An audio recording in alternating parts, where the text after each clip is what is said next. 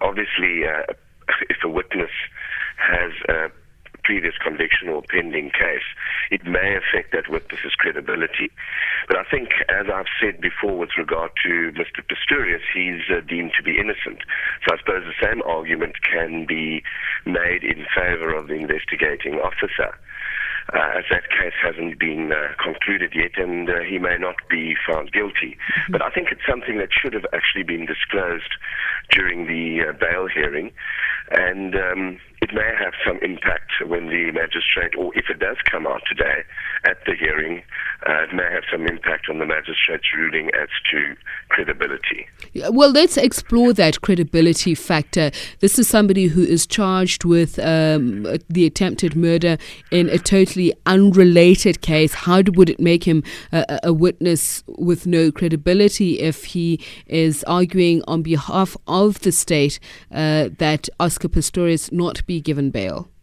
Well, as I say, it's very difficult whether it will or will not play a role. But I'm talking generally now at bail applications. If witnesses testify or at a trial, and they do have pending cases, that may have some impact. At the end of the day, it may have absolutely nothing to do with the final decision, because, as you correctly point out, this didn't relate to the present incident. And that is, I think, a factor that must be considered. But just my feeling is I think it should have been disclosed up front, and then there would have, I think, been no issues and possibly no negative inferences that may be drawn at the end of the day. Just a quick one. In a word, your observations about the bail application and the media circus, if one could use that term, around this, the court appearance and the case itself. Well, I think it's unfortunate that there's been so much media hype. The bail hearing seems to be run pretty much in the media. I think that it's something that needs to be avoided, and one has to wait till the court hearing when the evidence comes out.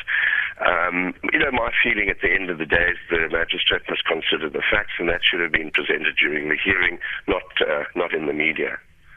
But will it be prejudicial to the outcome of the case? It may have an impact. Again, whoever hears the matter is going to be a judge. That is the trial, and the judge is legally trained and should not be taking into account anything that the media says. But subjectively, it might play a role.